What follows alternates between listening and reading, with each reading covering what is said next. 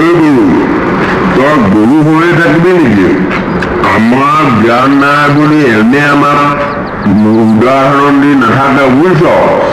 অলপ মগজু তলাটো ফুল। ভাবিছো কথাটো। মানুহৰ কৰোণা হৈছে বুজিছ। আৰু তললে যতনো হৈছে সকলো জপিয়াই পৰিছে। কি যে হ'ব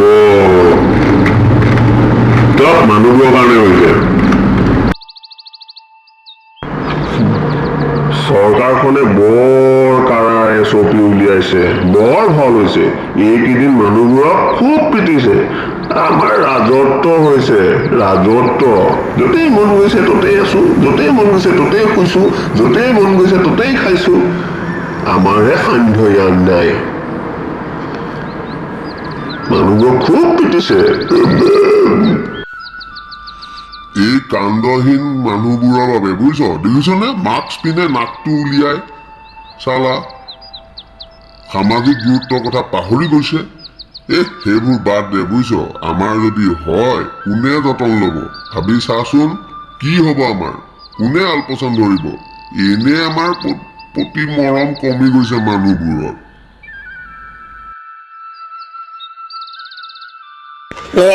আমাৰ গৰুৰ কৰোণা নহয় দে। তই পাগল হৈছ নেকি? কি কলি তই? নহয় কিয় কবি তই? সৰবে নেকি তই?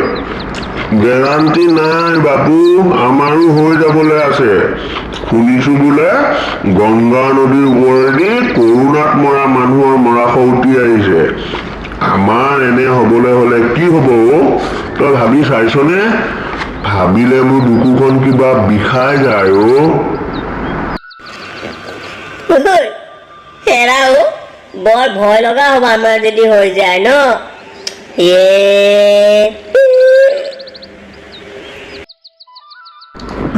সেয়েহে কওঁ টিঘিল বিলাই কোবাই মাস্ক নিপিন্ধি ঘূৰি ফুৰিছ ঘূৰি থাক।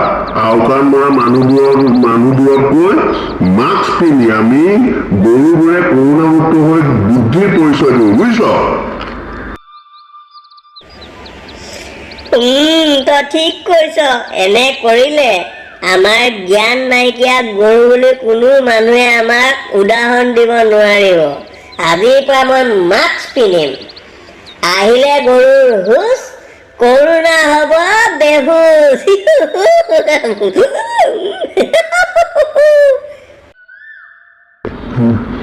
মানুহবোৰৰ বুজিছ কাণ্ড জ্ঞান নাই। মাস্ক পিন্ধে আকৌ নাকৰ তলত। কৰোণাক লৈ ভেঙুচালি কৰিছে। সিহঁত মৰিব আৰু 10জনকো লগত লৈ মাৰিব। সেয়েহে ঘৰতে থাকক, সুস্থ থাকক। কৰোণা বেমাৰৰ ঔষধ হৈছে সজাগ আৰু সচেতনতা। গতিকে সঘনাই হাত ধুব, সামাজিক দূৰত্ব বজাই ৰাখিব, সোনকালে বজাৰত গৈ মেলি বজাৰ কৰিব, অকণমান দোকানীৰ পৰা অকণমান দূৰত্ব বজাই বজাৰ কৰিব। আৰু কি ক'ম, এনে দৰে যদি কৰি থাকে তেনেহ'লে কৰোণা নাইকিয়া হৈ যাব।